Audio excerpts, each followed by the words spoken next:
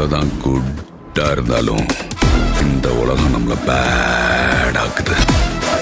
அடே டேய், இப்படியான ஒரு டீசரை இந்த அளவுக்கு மிரட்டி வச்சிருப்பீங்க? பல வருஷத்துக்கு அப்புறம் நம்ம ஏகே அஜித் குமார் கிட்ட இருந்து இப்படி ஒரு டீசரை எதிர்பார்க்கறது உண்மையிலே அஜித் ரசிகர்களுக்கு மிகப்பெரிய ட்ரீட்டா இருக்குங்க. ஏன் அப்படின்னம்னா இந்த குட் பேடி அக்லியோட டீசரு நம்ம சற்றுமே எதிர்பார்க்காத அளவுக்கு வேற லெவல்ல இருக்கு. இந்த டீசர்ல எப்படி காமிக்கிறாங்க அப்படின்னா ஒரு டேட்டோ, கலர்ஃபுல்லான ஒரு டேட்டோ போடுற மாதிரி காமிக்கிறாங்க.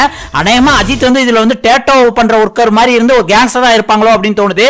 அது மட்டும் இல்லாம நம்மளுக்கு நல்லாவே தெரியும் கேஜிஎஃப்ல வில்லன் ஆக்ட் பண்ண ஆண்ட்ரூ இருக்கார்ல, அவரோட வாய்ஸ் தனித்துவமா இருக்கும். அந்த டீசர்ல ஃபர்ஸ்ட் எடுத்தோன்னே அவர் தான் வாய்ஸ் கொடுத்து ஏகே பிரம்மாண்டமா சொல்றாரு. ஏகே ஒரு ரெட் டிராகன், அவன் போட்ட ரூல்ஸ அவனே மீறிட்டு வந்திருக்கானா, அவன் மூச்சிலேயே எல்லாத்தையும் முடிச்சிருவான் அப்படின்ட்டு அந்த கணத்தை ஒரு வைப்ரேட்டிங்கான குரல்ல சொல்றத பார்த்தாலே, அந்த ரியாக்ஷன் பார்த்தாலே ஒரு கேங்ஸ்டர் வந்து எவ்வளவு மிரட்ட போறான் அப்படிங்கறது அவரோட ரியாக்ஷன் அந்த வாய்ஸ்லயே நம்மளுக்கு நல்லா தெரியுது.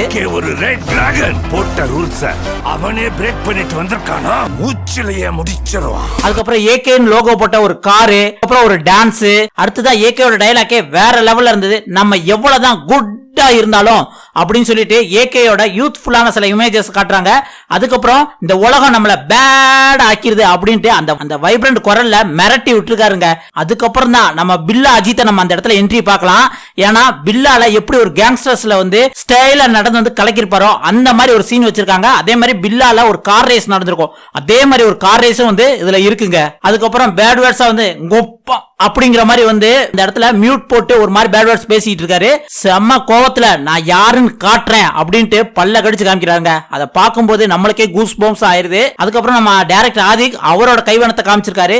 ஏன்னா அஜித்தோட ஃபைட் சீன்ஸ், அந்த துப்பாக்கி எடுத்து ஷூட் பண்றதா இருக்கட்டும், எல்லாமே வேற லெவல்ல வந்து டைரக்ஷன் பண்ணிருக்காரு அப்படின்னு தான் சொல்லலாம். அதுக்கப்புறம் டான்ஸ் பெர்ஃபார்மன்ஸ் எல்லாம் வந்து அஜித்தை வச்சு நல்லாவே வேலை வாங்கியிருக்காங்கன்னு நினைக்கிறேன். ஏன்னா ஜெயில ஒரு டான்ஸ் இருக்க மாதிரியும், அதுக்கப்புறம் கிளப் டான்ஸ் ஒன்னு இருக்க மாதிரியும், நம்ம மங்காத்தால ஒரு டான்ஸ் இருக்குல்ல அது இருக்க மாதிரி சில இது வச்சிருக்காங்க. அதுலயே இந்த கிளிப் வந்து நல்லாவே போட்டு காமிச்சிருக்காங்க. அதுக்கப்புறம் ஏகேயோட செகண்ட் டயலாக் வருது. இந்த வாழ்க்கையில நம்ம என்னெல்லாம் பண்ணக்கூடாதுன்னு நினைக்கிறோமோ அதை ஒரு கட்டத்துல நம்ம பண்ணியே ஆகணும் பேபி அப்படிங்கிற மாதிரி சொல்லி அந்த இடத்துல நிறைய ஃபைட் சீக்வன்ஸ், பாம் பிளாஸ்ட் அந்த மாதிரிலாம் வச்சிருக்காங்க. அதுவும் பார்க்கிறதுக்கு செம்ம இன்ட்ரெஸ்டா இருக்கு. வாழ்க்கையில என்னெல்லாம் பண்ணக்கூடாதோ சில சமயங்கள் அதெல்லாம் பண்ணணும் பேபி. அதுக்கப்புறம் ஏகேயோட நேம வந்து போடுறாங்க. அந்த இடத்துல வந்து எப்பயுமே முன்னாடி உள்ள படத்துல அல்டிமேட் ஸ்டார் அப்படின்னு வரும்ல, இந்த இடத்துல அந்த எந்த பேருமே குறிப்பிடல. ஆனா சூட்சமா என்ன பண்ணிருக்காங்களா, இங்க மல்டிபிள் ஸ்டார் வச்சு அதுக்கு இடையில வந்து அஜித் குமார் வந்திருக்கு. அப்படின்னா என்ன அர்த்தம், அல்டிமேட் ஸ்டார் அஜித் குமார் அப்படின்னு தானே அர்த்தம். அதை சூட்சமா சொல்லியிருக்காங்க. ஏன்னா தலை வந்து எந்த ஒரு பேரும் நம்ம முன்னாடியோ பின்னாடியோ போடக்கூடாது அப்படின்னு சொல்லி இருக்கிறதுனால இவங்க வந்து என்ன பண்ணாங்க, ஸ்டாரை போட்டு அதுல இருந்து அல்டிமேட் ஸ்டார் அஜித் குமார் அப்படிங்கிற மாதிரி வந்து போட்டிருக்காங்க. அதுக்கப்புறம் ஜிவி பிரகாஷோட மியூசிக் மிரட்டி விட்டுருக்காருங்க. அதுலயும் ஒரு சவுண்ட் ஏகே அப்படின்னு ஒரு சவுண்ட் வருது. அந்த வாய்ஸ் வேற லெவல்ல இருக்கு. அதுக்கப்புறம் சில ஃபைட் சீக்வன்ஸ் எல்லாம் வைக்கையில பார்க்கும்போது நம்மளுக்கே பயங்கரமா கூஸ் பம்ப்ஸ் ஆகுது. என்னன்னா நம்ம ரெட் படத்துல வந்து அது அப்படின்ட்டு வந்து அஜித் சொல்லியிருப்பாங்களா, இதுல கொஞ்சம் மெச்சூரா வந்து அஜித் வந்து அது அப்படின்ட்டு அசால்ட்டா மிரட்டி விடுறாப்புல வந்து சொல்லியிருக்காரு. இதுவும் வேற லெவல்ல இருக்குங்க. இதுக்கப்புறம் என்ன குட் பேடி அக்லி அப்படின்ட்டு வந்து அந்த நேம வந்து செமையா வந்து டீசர்ல காமிச்சிருக்காங்க.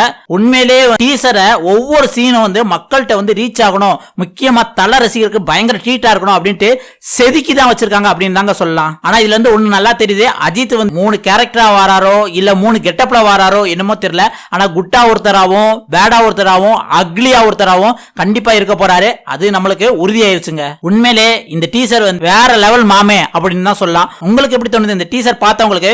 உண்மையிலே வேற லெவல்ல இருந்ததா இல்ல சாட்டிஸ்ஃபைட் ஆகல அப்படிங்கறத கமெண்ட்ல சொல்லுங்க. உண்மையிலே நீங்க ஒரு அஜித் ரசிகர்னா மறக்காம லைக் போட்டுருங்க. அப்படியே இந்த சேனலை ஒன்னும் சப்ஸ்கிரைப் பண்ணலனா மறக்காம சப்ஸ்கிரைப் பண்ணிருங்க. அதனால நிறைய நம்ம ஜிபியோட அப்டேட் தெரிஞ்சுக்கலாம். நன்றி, வணக்கம் மக்களே.